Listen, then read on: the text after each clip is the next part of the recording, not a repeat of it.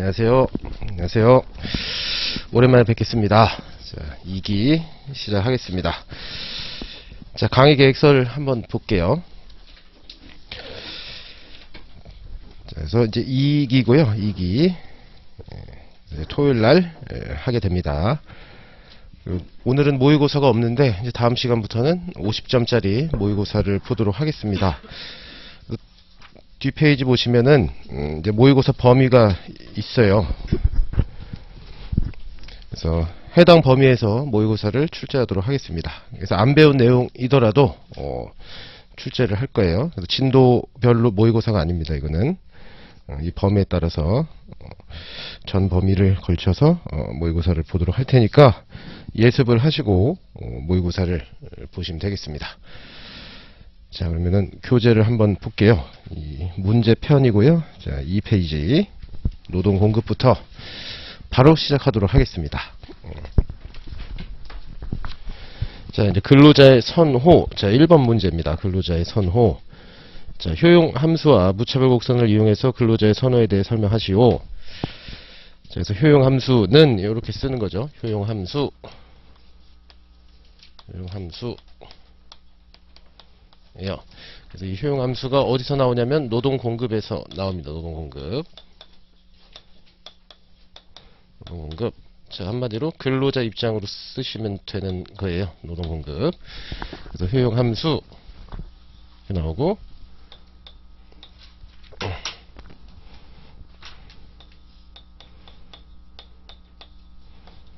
예산 제약 이렇게 두 개.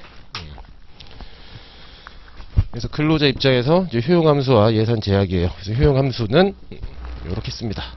이렇게. 그래서 소득하고 여가. 소득 여가.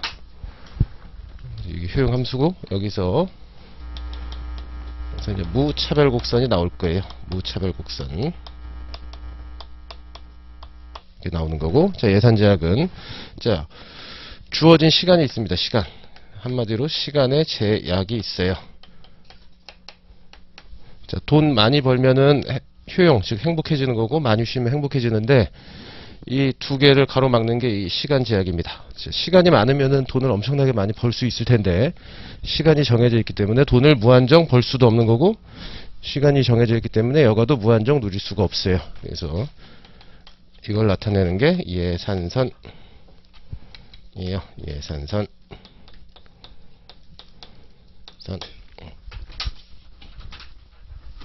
그래서 이 두 개가 만나서 효용 극대화가 될 겁니다. 극대화가 될 거고, 그래프로 그려보면 이러한 형태가 돼요. 이렇게. 그래서 이제 결국 이걸 찾는 건데, 그렇다 보니까 이 무차별 곡선의 특징하고 예산선의 특징을 아셔야 됩니다. 그래서 얘만 따로 물어보거나 얘만 따로 물어볼 일은 없는데, 이 두 개 특징을 알아야지 이 효용극대화를 찾을 수 있기 때문에 얘의 특징과 얘의 특징을 한번 보도록 하겠습니다. 자, 그러면 효용 함수는, 자, 식 1 이렇게 돼 있어요. 식 1. 그래서 소비 혹은 소득. 자, 소득이라고 하는데요. 소득. 이거를 소비라고 쓰는 책도 있습니다. 근데 똑같아요. 소득이나 소비는 똑같습니다. 그래서 화폐라는 측면에서 똑같아요. 소득 혹은 소비 둘 다 똑같습니다.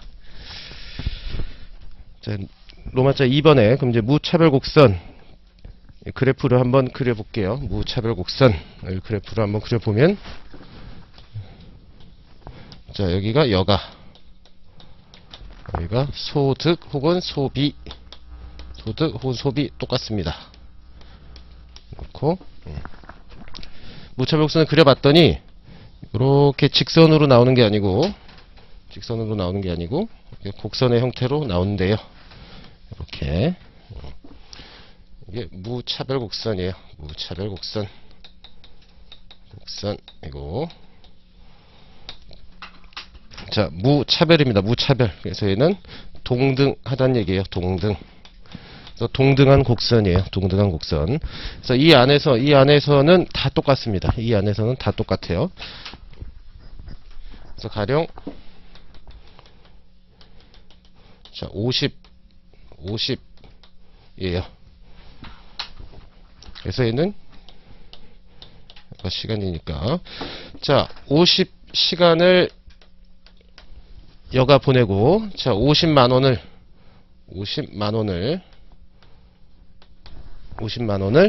벌 때 하고,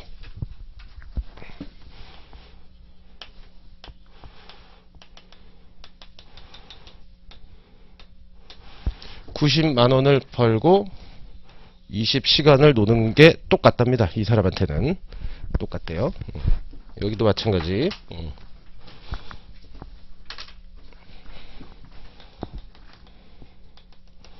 자, 90시간을 놀고 20만원을 버는 게 똑같대요. 그래서 이 세 개가 다 똑같답니다. A점, B점, C점이 다 똑같아요. 뭐가 똑같아요? 효용이 동일하대요. 효용이 동일하답니다.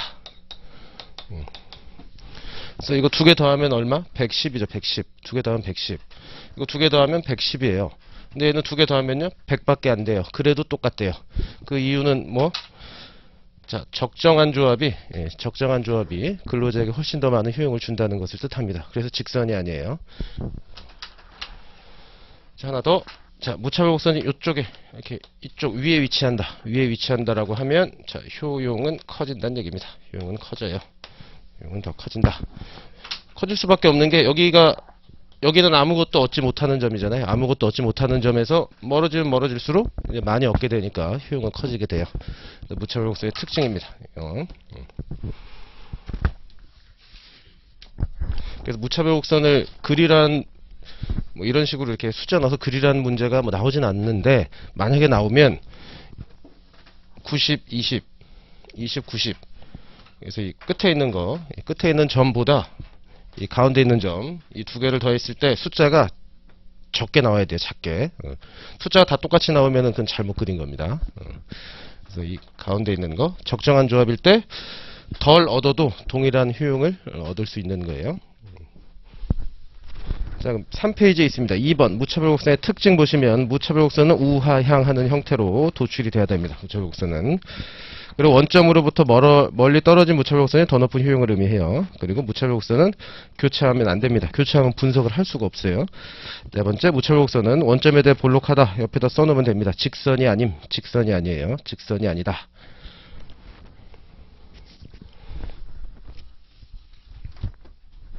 자, 3번 무차별 곡선의 기울기는 별표를 쳐놓으시고요. 이건 계산 문제로 실제로 나왔고 계속 나올 수 있습니다. 이거는 무차별 곡선의 기울기.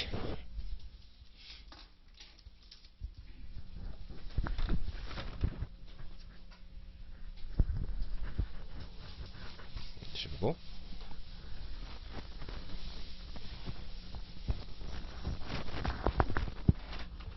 자, 우리가 결국에는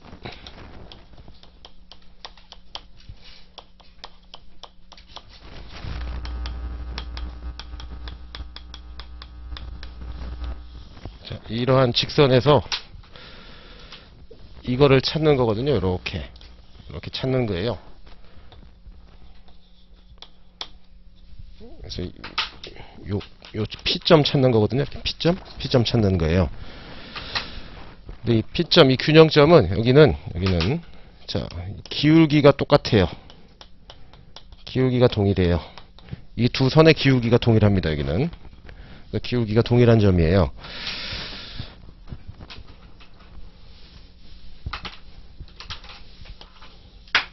자, 여기도 점이 찍힐 수 있거든요. 이렇게 여기도. 근데 여기는 균형점이라고 하지 않습니다. 균형점이 아니에요. 여기는 우리는 이 점 찾는 거예요. 이 점.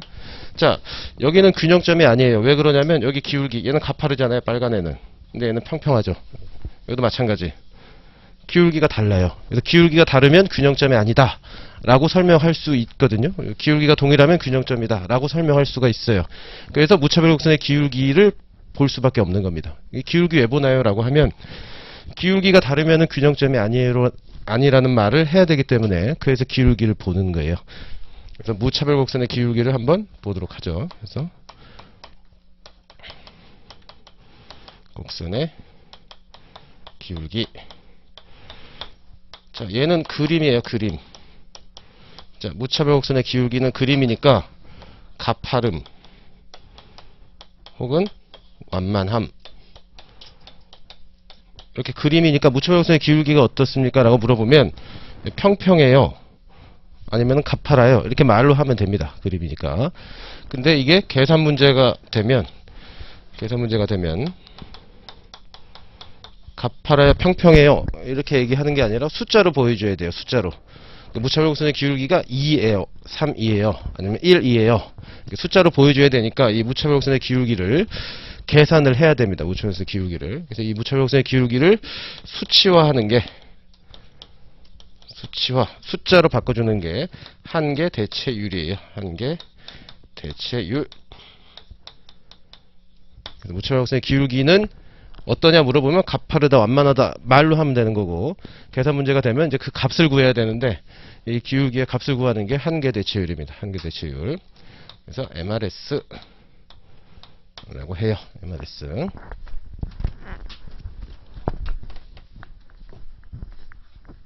자, 그럼 이 기울기를 어떻게 구하느냐? 기울기를 한계 대체율을 어떻게 구하느냐 봤더니, 자,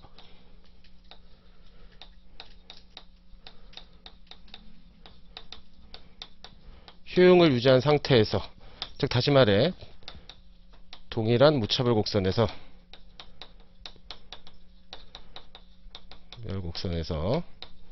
무차별 곡선을 새로 그리지 말고 기존에 그려져 있던 무차별 곡선에서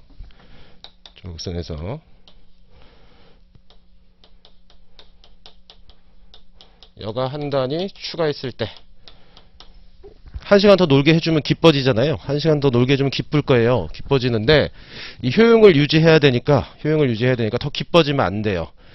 그래서 한 단위 추가했을 때 더 기뻐지지 않게 만드는, 자, 포기하는 소득입니다. 포기하는 소득. 자, 이 방식으로 구한대요. 이 방식으로.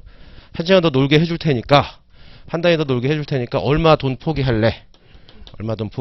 이 방식으로 구해요. 그래서 이거를, 자, 여가를 한 단위 더 추가했을 때 얼마 포기할 거냐? 포기하는 소득. 그래서 여가를 1시간 더 해줬을 때 얼마 포기할래?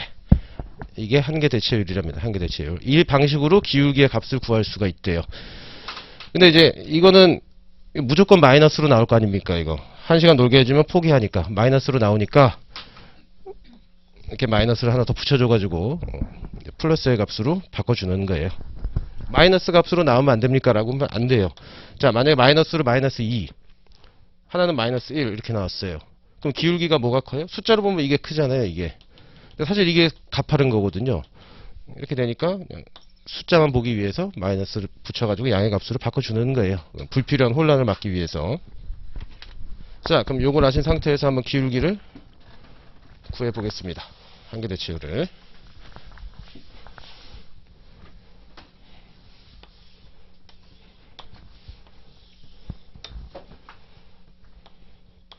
자, 동일한 이 효용에서 소득,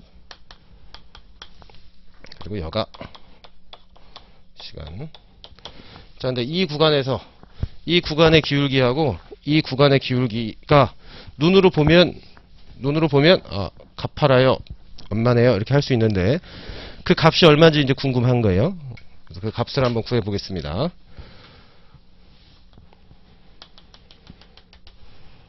자, 이제 이 친구가 지금 여가 시간이 20시간인데 자, 1시간 더 놀게 해줄 테니까 1시간 더 놀게 해줄 테니까 1시간 더 놀게 해줄 테니까 소득 얼마나 포기하겠느냐 봤더니 이만큼 포기하겠답니다. 이만큼. 가령 5만큼 포기하면 똑같대요. 효용이 5만큼 포기하면 효용이 똑같대요. 근데 똑같아요. 여기도 이제 많이 놀아요. 여기는. 자, 얘는 지금 90시간 놀고 있는데 똑같이 1시간 놀게 해주겠대요. 91시간으로 똑같이 1시간 추가합니다. 이렇게. 근데 얼마 포기하겠냐 봤더니 거의 포기 못하겠답니다. 그래서 얘는 얼마? 0.5 이렇게 0.5.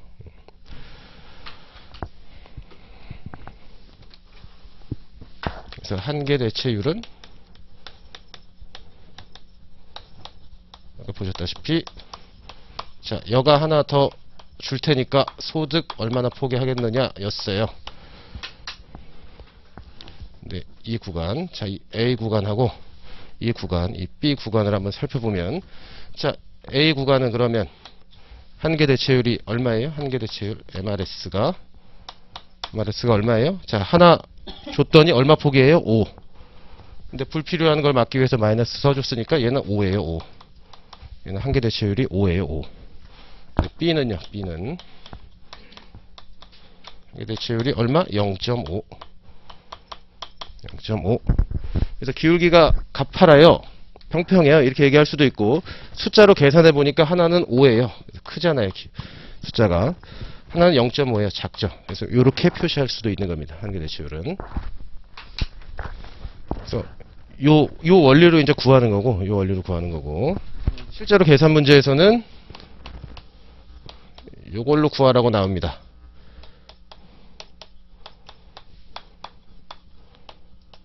이렇게.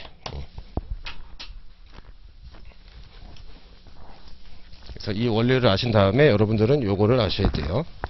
요거. 한계 대체율은 요거 가지고 구한다 라고 아시면 됩니다. 이게 무슨 말이냐? 자, 이 한계 대체율 MRS가 5래요. 5. 이 뜻은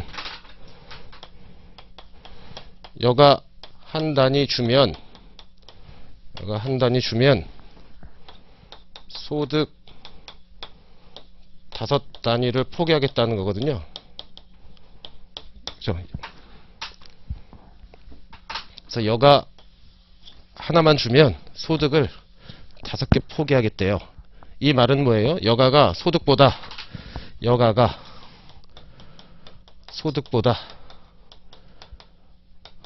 몇 배? 5배 더 좋다는 얘기예요. 5란 얘기는 여가가 소득보다 5배 더 좋다라는 얘기입니다. 몇 배 더 좋은지를 측정하는 거예요. 결국에는 한계 대체율은. 한마디로 자, 소득 하나, 자, 여가 5. 그래서 소득으로부터 내가 얻을 수 있는 게 1이라면 여가로부터 얻을 수 있는 거는 그의 5배란 얘기입니다. 그래서 이렇게 직관적으로 이렇게 풀면 좋은데, 실제로 계산 문제는 이제 응용해서 요거 가지고 나와요. 요거 가지고. 그래서 계산 문제 할 때는 요거 가지고 풉니다. 요거 가지고. 그래서 다시 정리하면 MRS는 한계 대체율은 결국에는 한계 효용, 소득의 한계 효용, 한계 효용, 여가의 한계 효용, 요 방식으로 구하고, 이거를 식으로 쓰면 이렇게 쓸 수 있는 겁니다. 그래서 요거를 기억하세요. 요거를.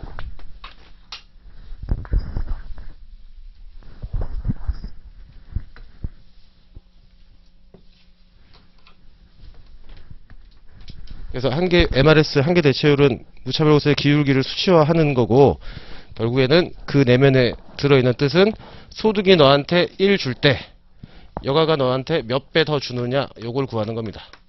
몇 배 더 기쁨을 주느냐를 구하는 거예요. 결국에는.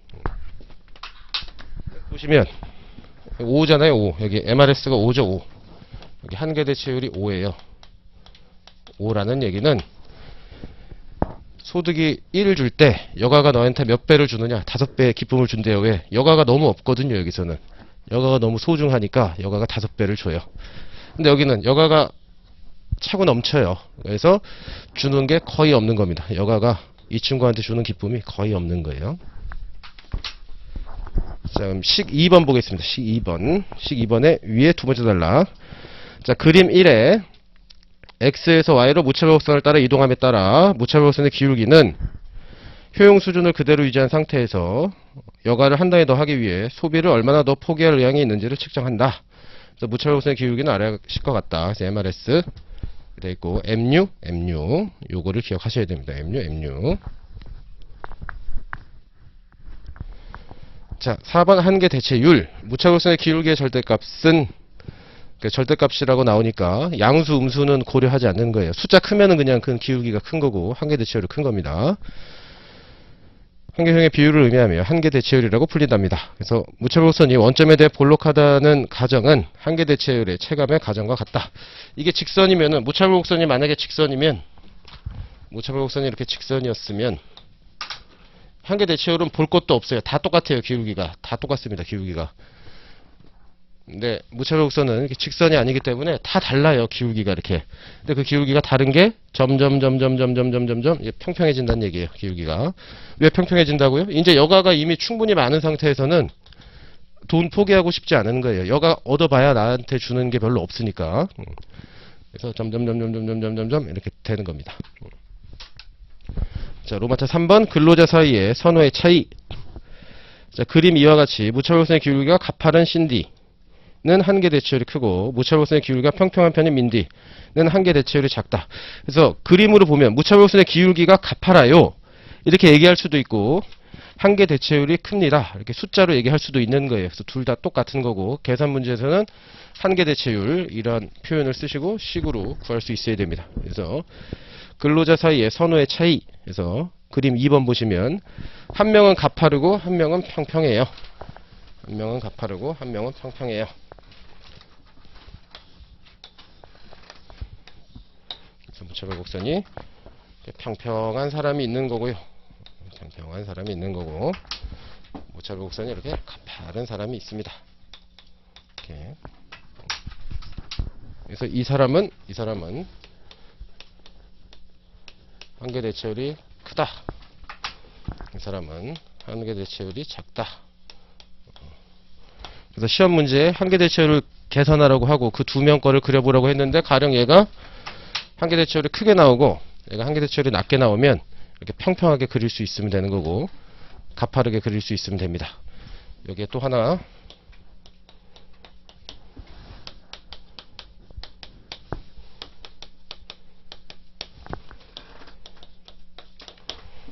그래서 이렇게 MRS가 큰, 즉 무차별 곡선이 가파른 형태는 자, 얘는 여가를 선호하는 사람이에요. 여가 선호. 얘는 여가 선호. 얘는요 소득 선호. 그래서 요거까지 알아두시면 되겠습니다. 이 MRS가 크다, 가파르다는 얘기는 뭐예요? 여가 하나만 주면 돈 다 포기하겠다는 사람이에요. 돈 다 포기하겠대요. 여가 한 시간만 주면. 그래서 얘는 여가를 선호하는 사람인 거예요. 얘는 이제 그 반대가 되는 거고. 그리고 항상 이게 헷갈리면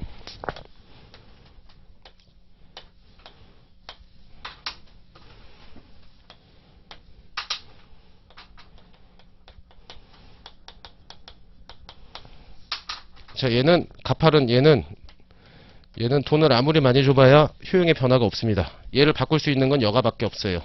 여가를 더 줘야지 팍 움직인다고요. 그래서 얘는 여가 선호는 거예요. 얘도 마찬가지. 극단적으로 이렇게 평평한 사람은 여가를 아무리 많이 줘봐야 관심이 없습니다. 소득을 더 줘야지만 팍 올라갈 거예요. 그래서 얘는 평평하면 소득 선호, 가파르면 여가 선호.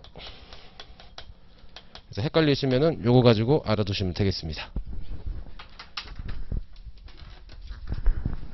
자, 그럼 그림 2에 이제 구분하실 수 있겠네요. 신디는 가파르니까 뭔 선호한다? 여가를 선호하는 사람이고, 민디는요 평평하니까 소비 혹은 소득을 선호하는 사람이에요.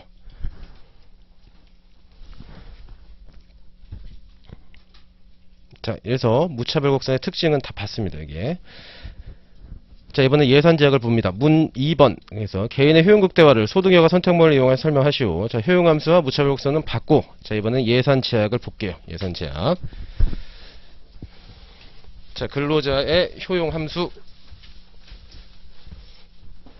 효용함수는 효용은요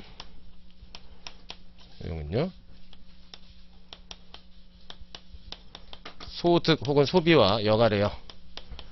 쉽게 말해서 돈이죠, 돈. 돈과 여가 시간.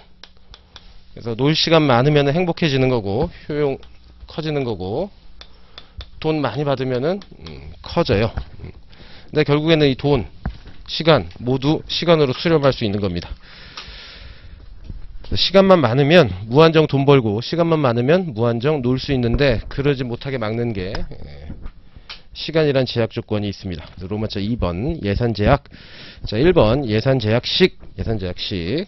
그래서 근로자의 총 소득은 근로자가 벌 수 있는 돈, 총소득 혹은 총소비, 소득, 소비 다 똑같아요. 돈은 자 근로소득에다가 비근로소득의 합이에요. 소득의 합입니다. 근로소득. 근데 이 근로소득을 보니까 임금 곱하기 근로시간이에요. 근로시간 곱하기 비근로소득.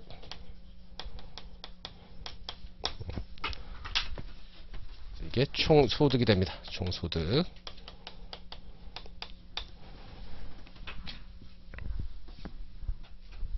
그래서 총소득을 C라고 했을 때 임금을 W, 근로시간을 H라고 하면 식을 이렇게 나타낼 수가 있대요.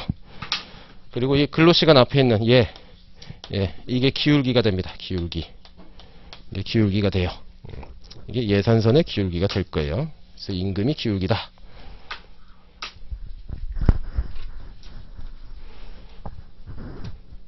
자, 이제 계산 문제로 나올 때, 자, 식 1.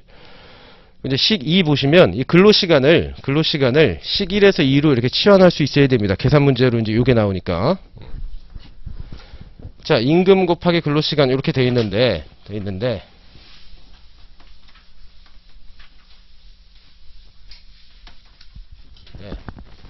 우리가 가정을 해요. 가정을 하는데, 자, 근로자가 갖고 있는 총 이용 가능 시간은 근로시간 아니면은 여가시간이래요. 근로시간 아니면 여가시간이래요. 둘 중에 하나랍니다. 그래서 총 이용 가능 시간은 근로시간 아니면은 여가시간이래요.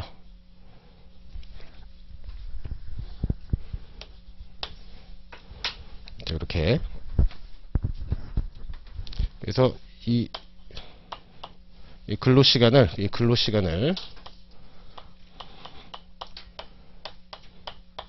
자, 이렇게 쓸 수도 있어요. 총 시간에서 여가시간 뺀 거. 자, 이렇게 구할 수도 있을 거예요. 그래서 이 식을 다시 쓰면 근로자가 받는 총소득은 임금에다가 자, 근로시간이라고 쓸 수도 있고 이렇게 쓸 수도 있는 겁니다. 이렇게. 자, 이렇게 쓸 수도 있는 거예요. 여가시간으로. 그래서 요 형태. 이렇게 바꿀 수 있어야 되겠습니다. 이렇게.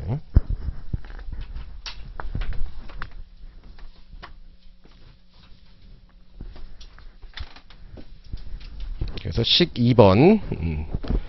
자, 기억하시고, 자, 2번 봅니다. 저 식으로부터 이제 예산선을 도출할 수 있어요. 그래서 다음 페이지 한번 보시면, 자, 예산선은 이러한 형태로 도출이 됩니다.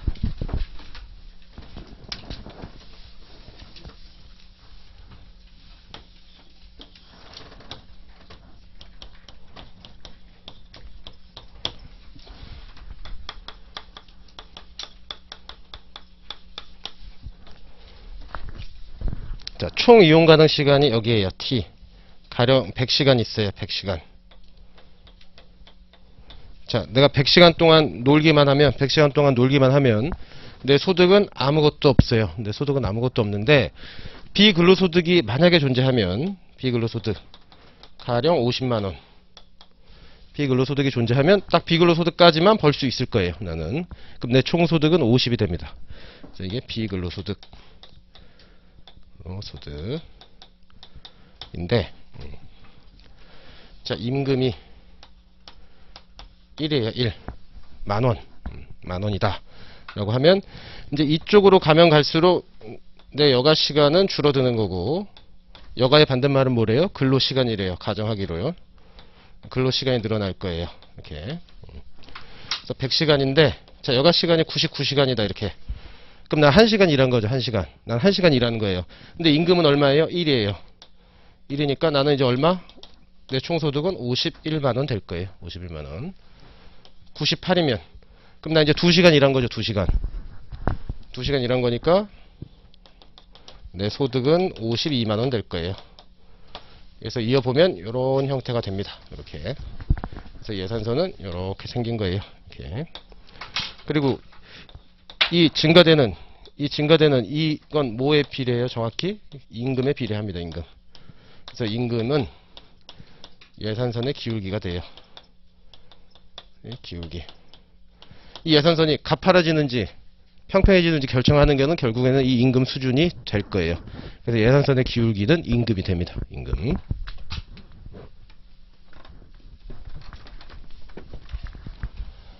그리고 이제 계산 문제로 요게 나오거든요. 요게. 여기. 계산 문제로 여기. 자, 여기 얼마일까요? 여기. 임금이 1. 임금이 1. 비근로소득이 50. 그리고 내가 가진 총 시간은 100. 그럼 얼마? 내가 돈으로 벌 수 있는 거는 100만원이에요. 100만원. 내가 일해서. 그 집에서 놀아도 50만원 줘요. 그래서 여기는 150이 됩니다. 150. 그래서 항상 자, 근로소득에다가 이 비근로소득을 빠뜨리면 안 돼요. 그래서 이제 비근로소득 빠뜨려 가지고 100으로 쓰면 틀리는 겁니다. 여기는.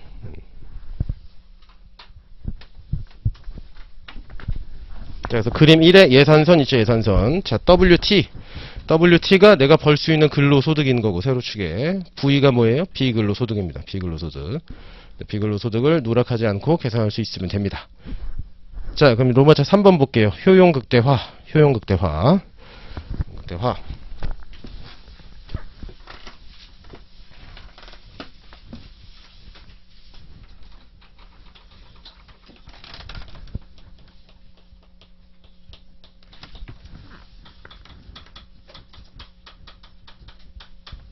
자, 내 예산선이 자, 이렇게 있어요. 이렇게 예산선이 주어져 있습니다. 예산선이 주어져 있고, 내 무차별 곡선이 이렇게 찍힐 수 있어요. 이렇게 유체로. 그래서 내 효용은 지금 70이에요. 70. 내 인생은 70점짜리 인생이에요. 지금. 그래서 얘는 여기를 선택할 수도 있고요. 여기를 Q점을 선택할 수도 있고 여기를 선택할 수도 있습니다. R점을 다 선택할 수 있어요. 이 예산선 밑에 있는 데는 다 선택할 수 있어요. 이 사람은. 근데 굳이 여기를 선택할 이유가 없어요. 왜냐? 자, 바깥으로 나가면 나갈수록 효용이 커진다고 하니까 얘는 여기를 선택할 거예요. 그래서 이때 효용은 80이에요. 그래서 얘는 이 P점을 선택하겠죠. 80점짜리 인생으로. 자, 90점 인생을 살고 싶은데 여기는 선택할 수가 없습니다. 왜? 예산선을 벗어나서 여기는 선택이 안 돼요. 선택할 수 있는 점이 없어요. 선택 불가. 그냥 머릿속으로 생각만 하는 거예요. 이 사람은 여기를 선택할 거고 여기가 효용극대화가 됩니다. 효용극대화. 이 P점이 효용극대화예요. 극대화. 그래서 그림으로 그리면은 쉬워요. 이렇게 그리면 됩니다. 그래서 여기다 100. 이 사람이 100시간 갖고 있는데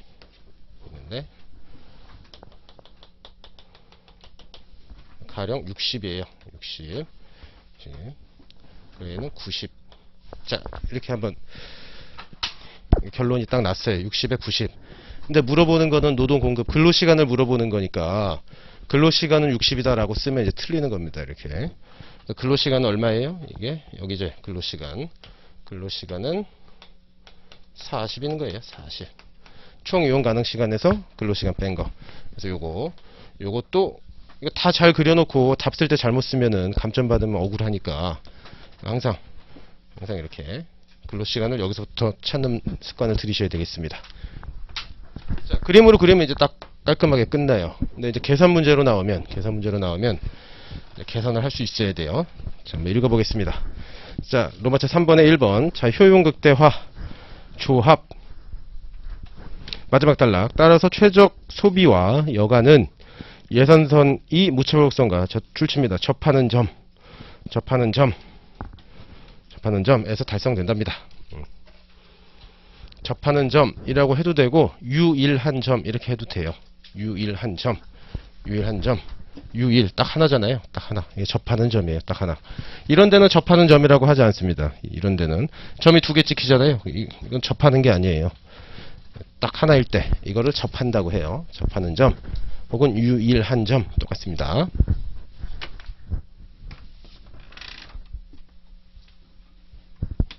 자, 그래서 그래프로 설명하면 이렇게 설명하면 되는 거고. 자, 2번 이제 계산 문제를 대비해서 예산선과 무차별 곡선이 접하는 조건의 해석.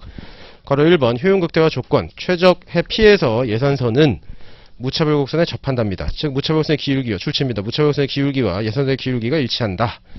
자, 접하는 점은 기울기가 일치하는 점이래요. 수학적으로.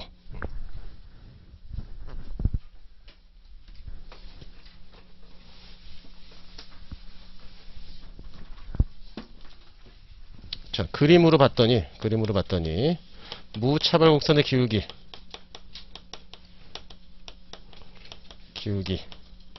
하고 예산선의 기울기가 접한답니다.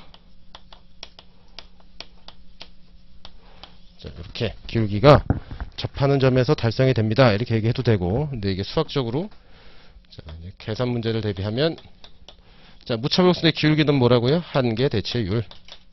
수치화하는 게 한계 대체율. 하고 예산선의 기울기는 뭐예요? 임금. 임금 자체가 숫자니까 임금이에요. 임금. 그래서 이게 동일하대요. 이게 수치화하면 접하는 점은 대체율과 임금 각 기울기가 동일한 점이랍니다. 근데 한계 대체율은 아까 어떻게 쓰기로 했나요? 이렇게 한계 대체율은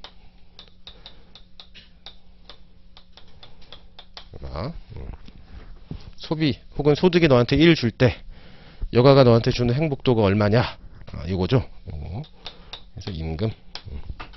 그래서 계산 문제는 이거 가지고 풀면 됩니다. 한계 대체율은.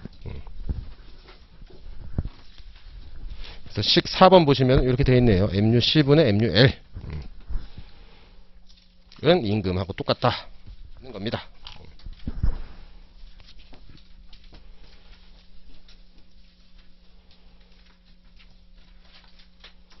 자, 이제 문제 3번 볼게요. 문제 3번. 종종 나오는 문제. 비근로소득과 근로시간. 자, 비근로소득의 증가가 근로자의 근로시간에 미치는 영향을 설명하시오. 자, 이제 우리는 무차별선의 기울기하고 예산선의 기울기 이 동일한 게 효용극대화구나 라고 해서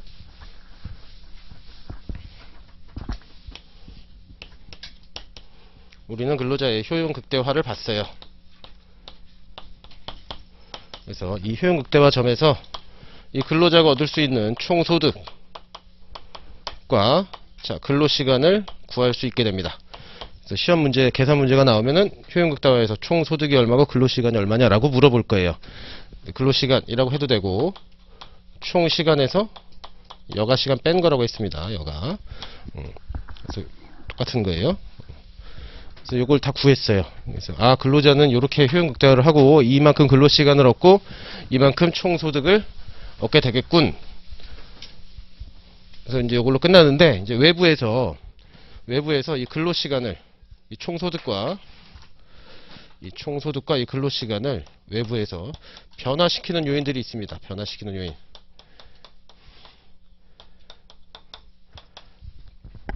행복하게 살고 있는데 이제 외부 여건이 바뀌어가지고 내 이제 소득하고 근로시간이 바뀌어요. 그래서 변화시키는 요인이 있는데 대표적으로 두 개예요. 첫 번째, 자, 비근로소득. 소득이 변했대요. 비근로소득이 변했대요. 그럼 그럼 총소득은 당연히 바뀔 거고, 그리고 근로시간에도 영향을 미치게 된답니다. 두 번째, 임금의 변화. 자, 임금이 또 변화하면, 자, 예를 들어 돈을 더 준다고 하면 일을 더 할까 덜 할까 이제 근로자가 고민을 하게 되고, 실제로 근로시간이 변하면 내 소득도 변할 거예요.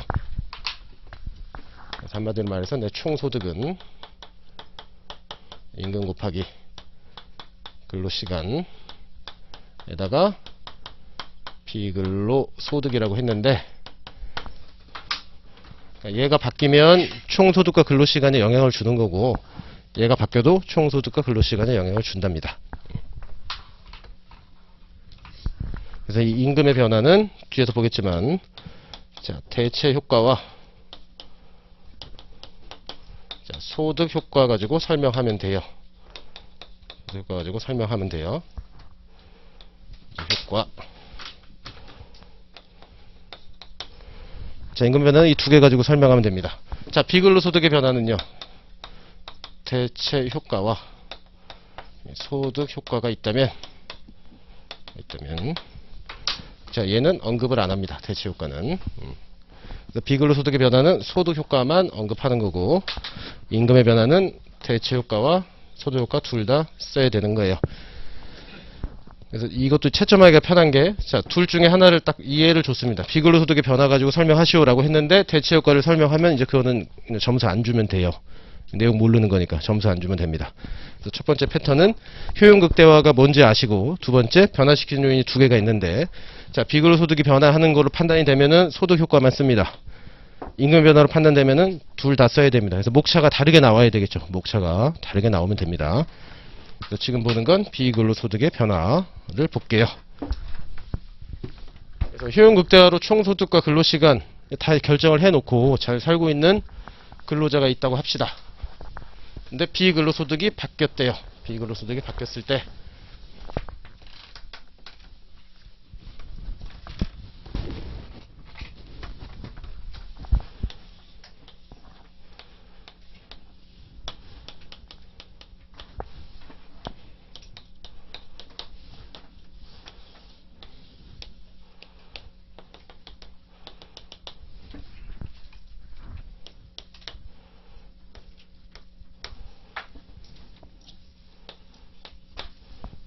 자, 이렇게 살고 있어요. 비근로소득.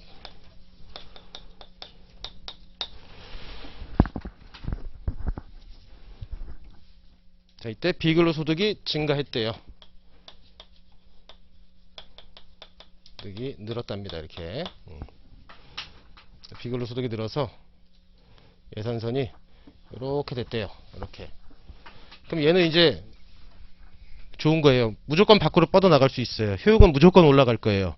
올라갈 건데 여기에 찍힐 것이냐 아니면 여기에 찍힐 것이냐를 분석하는 겁니다. 비근로소득의 변화는. 자, 어떻게 될지 한번 봤더니, 자, 비근로소득이 늘었대요. 그러면 대체 효과가 아닌 소득 효과가 발생합니다. 소득 효과. 소득 효과라는 게 있대요. 소득 효과가 뭐냐면 소득이 증가했을 때 정상제인 여가는 증가하는 거. 이게 소득 효과래요. 소득 효과. 한마디로 말해서 돈 많이, 내 수입이 늘어나면, 내 소득이 늘어나면 더 하고 싶은 거. 집을 사고 차를 사고 아니면 놀고 싶은 거. 그거예요. 그게 소득 효과래요. 모든 인간이면 갖고 있는 그 성향을 얘기하는 겁니다. 돈 많이 벌었으니까, 소득이 다 늘었으니까 정상제인 여가도 더 누려야 되겠다. 이게 소득 효과예요. 이 생각을 한대요. 근로자들은. 자, 이렇게 되니까 결국에는 여가가 늘어나면 여가의 반대는 뭐? 근로시간. 내 근로시간, 노동 공급은 줄어들 거예요. 그래서 줄어드는데 찍히면 되겠구나 라고 생각하면 됩니다. 근로시간은 줄어들어요. 근데 이런 경우도 있어요. 자, 소득이 증가했는데, 자, 여가는 정상제예요. 자, 돈 많이 벌면은 놀고 싶은 거는 당연해요. 내 돈 늘어나면 일하지 않고 놀고 싶은 건 당연한데, 이론상 자, 열등제라고 한번 해보죠. 이론상 열등제는 돈 많이 벌면은 하기 싫은 것들이에요. 돈 많이 벌면 하기 싫은 것들. 자, 소득이 늘었더니 여가가 열등제라면 여가는 많이 안 누릴 거예요. 하기 싫어요. 돈 많이 버니까 열등제 하기 싫어요. 그래서 여가는 줄어들어요. 그러면 근로시간은 반대로 늘어나게 될 겁니다. 그래서 이론상 이렇게도 될 수 있대요. 이론상. 이 두 개를 다 그려주면 됩니다. 두 개를.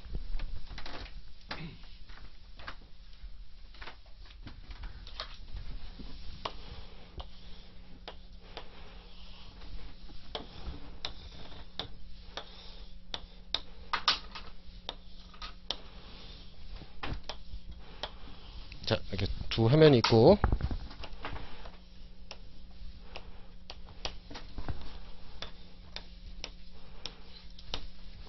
자, 자, 여기는 여가가 정상제, 여기는요 여가가 열등제.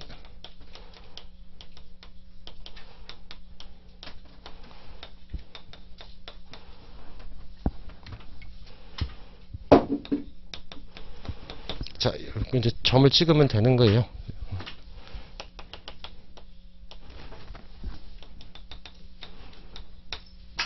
자, 여가가 정상제니까 어떻게 해요? 비근로소득 늘어나니까 여가가 늘었다고 그랬어요. 여가가 늘어요. 여가가 늘어나니까 여기보다 80까지 늘어나겠네요. 가령 여기다 찍으면 되는 겁니다. 이렇게 찍으면 되는 거고. 자, 이렇게 되니까 근로시간은요, 이제 근로시간은 40시간에서 근로시간은 20시간으로 줄어든 거예요. 20으로 줄어든 거죠. 이렇게. 근로시간은 줄어듭니다. 자, 여가가 열등제면 돈 많이 버니까 여가 하기 싫대요. 여가 하기 싫어요. 여가를 줄입니다. 어디까지? 여기까지.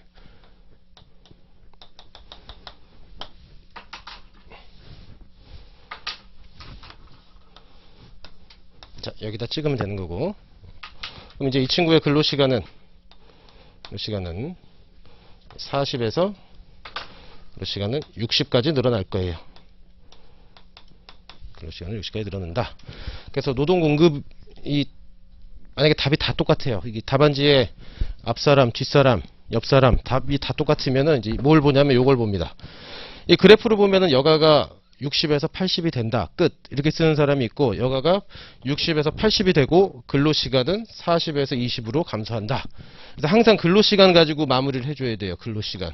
우리는 노동공급, 즉 근로시간을 보는 거지 여가시간 보고 싶은 게 아니거든요. 그래서 결론은 항상 근로시간. 그래서 시험 문제 봐도, 자, 비근로소득이 노동공급에 미치는 영향을 설명해라.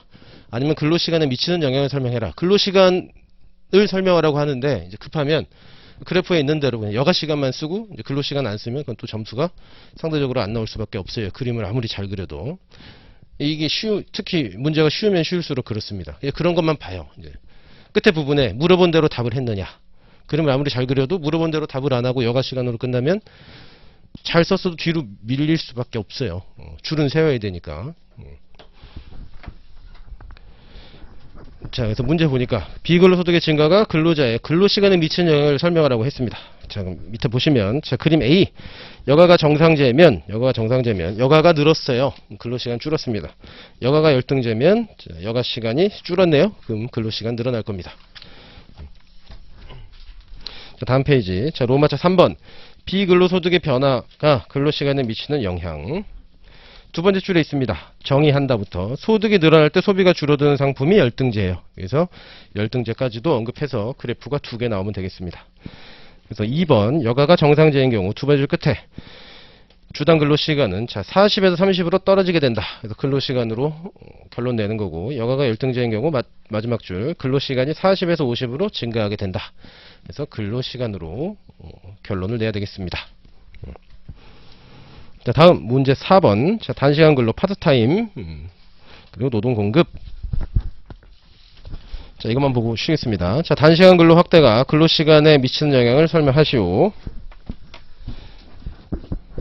자, 이거는 지금 세로축 이 소득이 이렇게 바뀐 거잖아요. 소득 가지고 이렇게 예산선 장난을 쳐놓은 건데, 자, 이번엔 가로축 이 시간 가지고 예산선을 장난치는 문제예요. 그래서 논리는 다 똑같습니다. 이거 예산선 이렇게 바뀌었을 때 근로시간 어떻게 변하는지 보는 건데, 이번에는 근로시간을 가지고 예산선을 바꿔볼게요.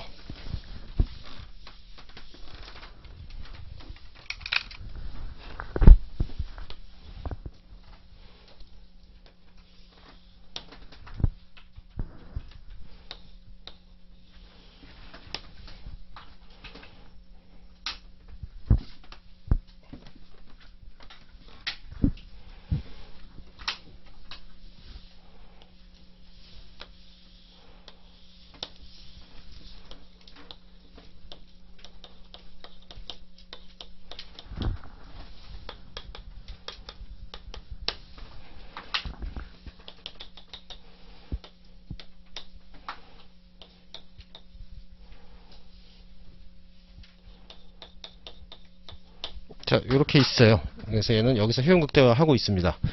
자, 그런데 근로시간이 몇 시간이에요? 근로시간은 40시간이에요. 근로시간은 40인데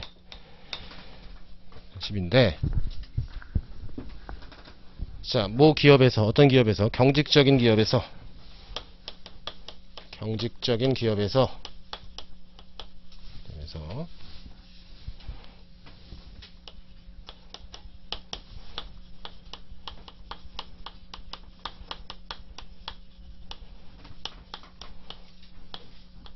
40시간 이상 근로를 강제한다고 해볼게요. 자, 일일 8시간 주 5일 근무. 일주 이틀 근무 이런 건 없어요. 현실을 반영한 거죠. 40시간 근무가 강제가 돼요. 30시간 내가 하고 싶어도 못해요. 20시간 하고 싶어도 못합니다. 자, 그렇게 되니까 이 부분, 이 40시간에 해당하는 이 부분은 나 이제 돈을 벌 수가 없는 거예요. 여기에. 이 부분은 나 이제 돈을 벌 수가 없습니다. 이 부분에서는 난 돈을 못 벌어요. 채용을 안 하니까. 그래서 이 예산서는 사라져요. 이 예산서는 사라지고 새로운 예산서는 이렇게 되겠네요. 여기까지는 돈 못 벌고 이제 그 다음부터 돈을 벌 수가 있어요. 이렇게 그 다음부터 돈을 벌 수가 있어요. 그래서 예산선이 이렇게 바뀝니다. 이렇게. 그래서 얘는 어차피 나 40시간 하고 있으니까 그러거나 말거나 얘는 별 상관이 없어요. 근데 문제는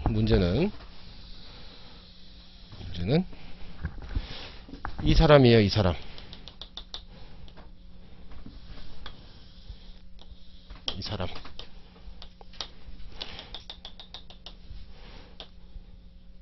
이 사람은 학교 다녀야 되기 때문에 근로시간이 20시간밖에 안 돼요. 그냥 딱 20시간만 일하고 알바하고 나머지는 공부해야 되는데 이 사람은 이제 여기 찍히지 못하고 아예 근로를 제공하지 않는 여기에 찍힐 겁니다.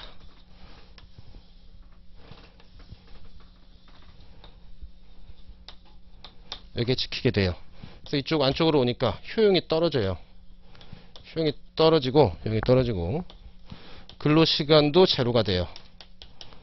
그러니까 사회적으로 봤을 때 이 개인한테도 안 좋은 거고 사회적으로 봤을 때도 안 좋습니다. 근로시간이 0이 되니까. 근데 이때 파트타임 근로기회가 확대되면 자, 파트타임 허용해 줄게 라고 하면 예산선이 원위치가 될 거예요. 예산선이 원위치가 될 겁니다. 원위치가 될 거예요. 이렇게. 그럼 이 친구는 이제 여기 다시 찍힐 수가 있겠네요. 여기 다시 찍힐 수가 있어요. 그러면은 근로시간도 증가할 거고 이 개인의 효용도 증가할 겁니다. 그래서 이게 파트타임 근로기회 확대예요. 그래서 보셨다시피 이 파트타임 근로기회 확대를 한다고 해서 모든 근로자가 다 근로시간을 늘리는 건 아니에요. 영향이 없는 사람도 있어요. 하던 말던 상관없는 사람도 있는데 일부 근로자, 이런 근로자들은 근로시간이 증가하고 효용이 증가할 수 있는 겁니다. 모든 근로자가 그런 게 아니라 일부 근로자가 늘어날 수 있는 거예요. 그래서 그래프를 한번 보시면 자, 경직적인 노동시장. 자, 1번 예산선 끝에, 첫 번째 끝에 기업은 40시간 이하의 노동을 제공하는 자를 채용하지 않는다고 가정한다. 즉 40시간 이상 근무를 강제하는 겁니다.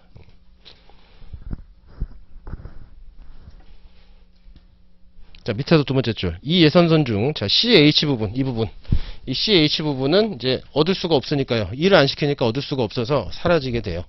점선으로 처리하면 됩니다. 여기는. 사라짐으로 예산선은 이렇게 되고, 원래 TA만큼의 노동 공급이 의사가 있었으나 예산선이 U2의 무척에 도달할 수 없습니다. 자, 다음 페이지 2번 효용극대화 두 번째 줄. 시간이 제약되면서 H점에서 U1의 효용 수준으로, 즉 효용이 떨어지는 거고, 자, 비경제활동 인구가 된답니다. 근로시간이 0이 된대요. 그래서 근로시간은 제로 혹은 비경제활동 인구 똑같습니다. 자, 이때 신축적인 노동시장 단시간 근로기회를 확대하면, 자, 첫 번째 줄 끝에 보시면, 자, 보다 높은 효용이 달성됩니다. 보다 높은 효용이 달성이 되고, 이에 균형해서 TA만큼, 자, 노동 공급도 이루어진대요. 노동 공급이 이제 양수가 된답니다. 그래서 파트타임 근로기회 확대, 결론은 효용 늘어나고 근로시간 증가한다. 이겁니다. 좋게 쓰면 되는 거예요. 효용 늘어나고 근로시간 증가한다. 자, 됐습니다. 여기까지 보셨고, 쉬었다가 5번 문제부터 보도록 하겠습니다.